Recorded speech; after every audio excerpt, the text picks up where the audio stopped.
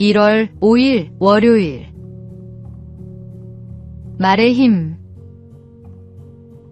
노시보 효과라는 흥미로운 현상이 있습니다. 약효가 전혀 없는 약을 주면서 두통을 유발하는 약이라고 말하자 실제로 많은 사람들이 두통을 호소했습니다.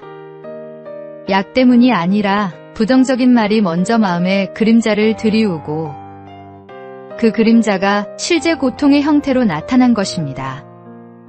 사람의 생각과 감정이 얼마나 강력하게 삶을 움직이는지 보여주는 사례입니다.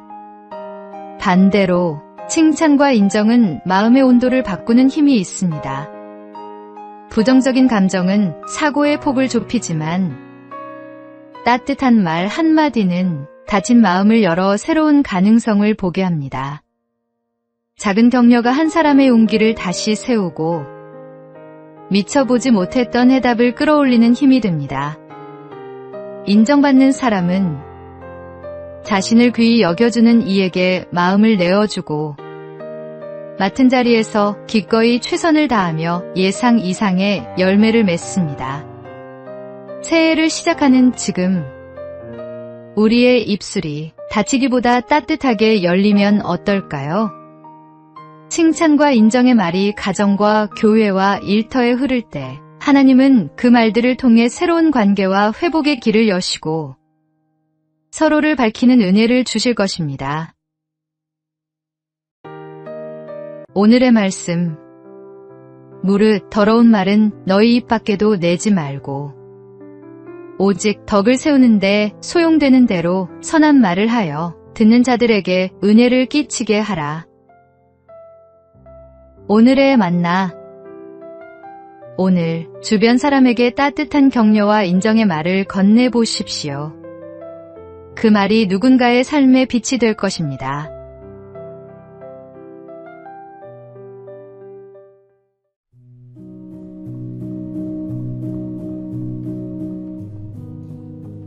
(1월 6일) 화요일. 50년의 기도. 조지 뮬러는 19세기 영국에서 고아의 아버지라 불린 인물입니다. 그는 철저한 기도로 수천 명의 고아를 돌보았습니다. 하나님을 의지하는 그의 삶은 많은 이들에게 도전이 되었는데 그가 가장 오래 끌어안고 기도한 제목은 고아원이 아니라 하나님을 떠난 5명의 친구였습니다. 뮬러는 이들을 위해 매일 이름을 불러가며 기도했습니다. 수년이 지나 3명이 하나님께 돌아왔지만 2명은 여전히 변화가 없었습니다. 사람들은 이제 그만해도 된다고 말했지만 그는 포기하지 않았습니다. 하나님께서 응답하실 때까지 기도하는 것이 믿음입니다. 그리고 오래 기다린 기도의 열매는 놀라운 순간에 나타났습니다. 4번째 친구는 뮬러가 죽기 하루 전에 회심했고 마지막 친구는 그의 장례식에서 마음이 열려 예배 후 하나님께 돌아왔습니다. 뮬러는 이 2 사람을 위해 무려 50년 동안 기도했습니다. 그는 생전에 응답을 다 보지 못했지만 하나님은 기도를 결코 땅에 떨어뜨리지 않으셨습니다. 기도는 결과를 당장 보지 않아도 하나님께 맡기는 기다림입니다. 하나님은 우리가 포기하지 않는 한 가장 선한 때에 반드시 응답하십니다. 오늘의 말씀. 쉬지 말고 기도하라. 오늘의 만나. 포기하지 말고 기도하십시오. 하나님은 가장 선한 때에 가장 좋은 방법으로 응답하십니다.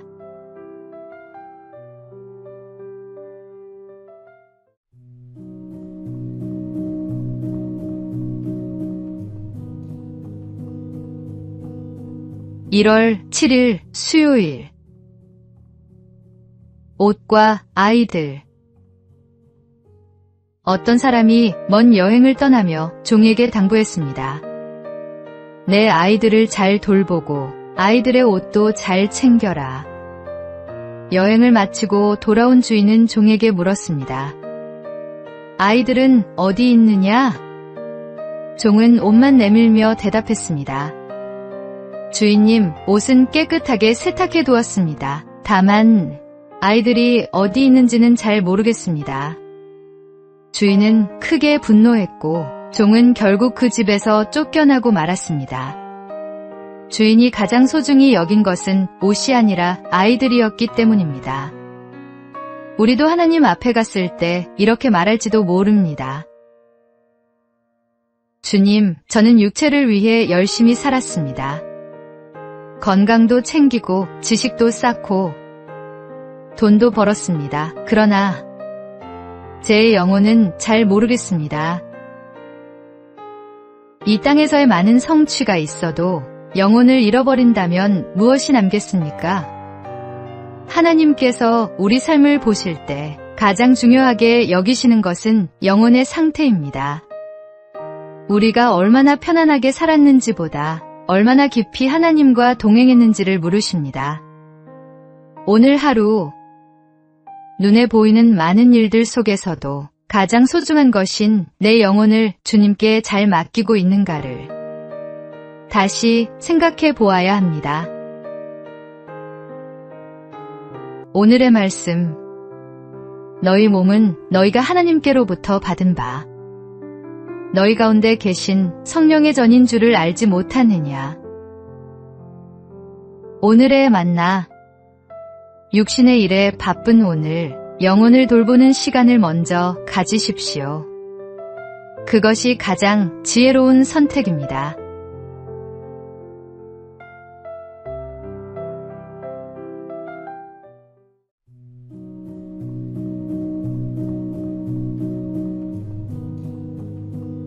(1월 8일) 목요일. 누구의 편인가? 미국 남북전쟁이 치열하게 전개되던 시기, 북군이 전세에서 밀리자 교회 지도자들이 링컨 대통령을 찾아왔습니다. 그들은 하나님이 우리 편에 서 계시기를 바랍니다라고 말했습니다. 그러자 링컨은 단호하게 대답했습니다. 나는 하나님이 우리 편이든 아니든 관계없습니다. 모두가 놀라며 의아해하자 링컨은 이렇게 덧붙였습니다. 나는 하나님이 우리 편이냐가 아니라 우리가 하나님 편이냐가 중요합니다. 우리는 종종 하나님을 우리 편으로 만들려고 합니다. 내가 원하는 방향으로 하나님께서 일하시기를 바라고 내 기도가 응답되기를 원합니다. 그러나 하나님께서는 편을 가르시는 분이 아니십니다. 중요한 것은 우리가 하나님의 뜻에 얼마나 합당한 마음과 모습으로 살아가느냐 하는 것입니다. 링컨의 지혜는 신앙의 본질을 보여줍니다. 우리의 기도가 주님, 제 편이 되어 주세요가 아니라 주님, 제가 주님 편에 설 수 있게 하소서가 되어야 합니다. 하나님의 마음을 구하고 그분의 뜻을 따라 살아갈 때 우리의 삶은 진정한 의미를 갖게 됩니다. 오늘의 말씀. 너희에게 인내가 필요함은 너희가 하나님의 뜻을 행한 후에 약속하신 것을 받기 위함이라. 오늘의 만나. 내 뜻이 아닌 하나님의 뜻을 구하며 그분 편에 서는 삶을 살아가십시오.